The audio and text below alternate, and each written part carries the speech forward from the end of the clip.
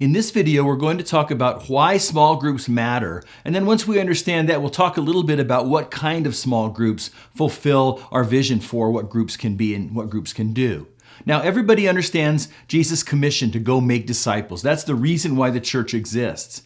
But we want to encourage you that having a great small group network can really help you fulfill that purpose. Because first of all, small groups are important in the individual Christian life.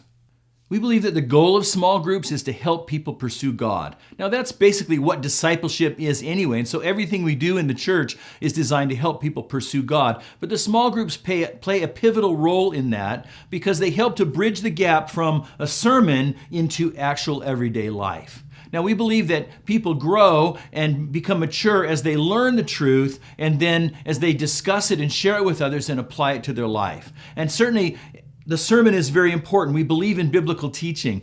The sermon is where we can initially hear and discover the truth. But in the large group setting, the rest of that process doesn't get a chance to be fulfilled, where we can share the truth with others and where we can apply it in our life. So the small group stands in the middle and bridges the gap from hearing the truth to providing a place where we can discover and share it together, and we can apply it then mutually together with other people that are walking along that same journey with us. And so the relational environment of small groups allows people a place to process the truth together, the truth that they've heard in a great sermon perhaps, to process it together and to work on it together. And we think that one of the important things about small groups is that it allows not only those mutual relationships, but it also allows a place for some intentional mentoring relationships to occur, where our trained leaders can come alongside people to help them discover, share, and apply the truth in real life needs as they arise in everyday life. And so there's a place where that intimacy of relationship and that connectedness allows people to take it one step further than just hearing the truth on a Sunday service. And so we believe that small groups are very important in the Christian's life, but we also believe that small groups are very important in the church's overall discipleship effort. You see, no one pastor can pastor everybody. Even the most capable pastors have limitations on how many people they can shepherd, how many leaders they can support and equip, and so on. In fact, that's not even the way God designed it to work. You know that in Ephesians chapter 4, God told us that the pastor's job description is not to just do all the ministry, but to equip others to do ministry. And that's why small groups become so important. Moses, in fact, had to learn this the hard way in Exodus chapter 18. The next day, Moses took his seat to hear the people's disputes against each other. They waited before him from morning until evening. When Moses' father-in-law saw all that Moses was doing for the people, he asked, "What are you really accomplishing here?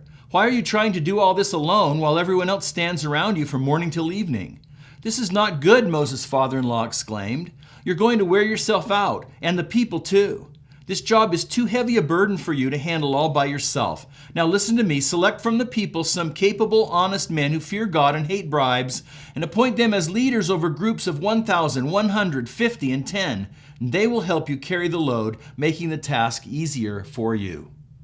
So Moses' problem was that he was trying to do it all alone. He was trying to shepherd all the people individually. And his father-in-law saw the problem and suggested that he distribute that care to others who are capable to lead. That's what we're called to do as pastors. Again, no single pastor can take care of all the flock by himself. And we're not called to do that. That's why small groups become really a logistical necessity in the life of the church. If you want to really have a discipleship culture, a full-blown discipleship system, you've got to share the ministry, and small groups are a great way to do that. Because small groups allow everyone to feel like they're being cared for, not by one solo superstar pastor, but they're being cared for by each other, by peers in the life of their group. And some of those people maybe even have greater caring capacity than the pastor does. They maybe have different gifts than the pastor does. And so people are going to be cared for even better in small groups than they are if they're just relying on that one professional to do the job.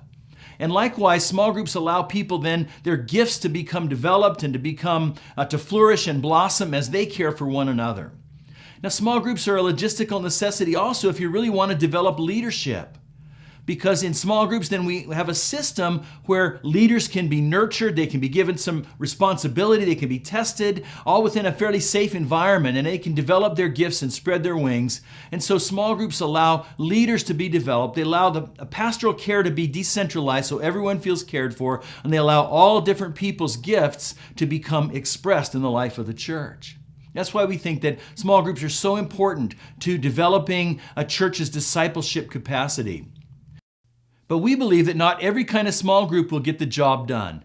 There's a lot of different kinds of small groups, and at PursueGOD.org, we have a particular emphasis on certain things that we think are going to help people really pursue God.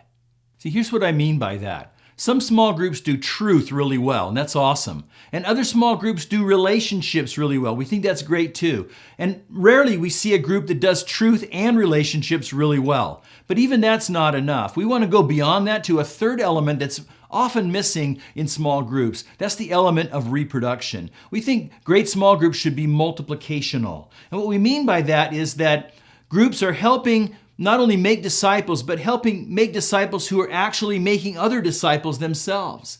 That great groups are raising up leaders who are going to go on and lead other groups. But all too often, most small groups die without any offspring. Now, what we're going to show you in this training as you proceed is that full circle discipleship or maturity in discipleship involves helping other people pursue God. It's not a calling that's just for pastors or just for a few key leaders, but it belongs to every Christ follower. Every disciple makes disciples. That's the kind of group that we're gearing for in our materials here at PursueGOD.org. Now, with that in mind, great small groups are intentional about doing certain things. First of all, the small groups we have in mind at Pursue God are intentional about participation. We want to have a group where everybody participates. Everybody is able to use their gifts and to learn and share together as they discover the truth. And then the second thing we want to be intentional about is sharing and giving away leadership. We don't want the group to just focus on one person or one gifted individual, but the leader of the group is giving away leadership, giving away responsibility wherever possible. And that leads to the third thing that a great group is intentional about, and that is working as a team. We believe that every group should be led by a team, developing a team of co-leaders.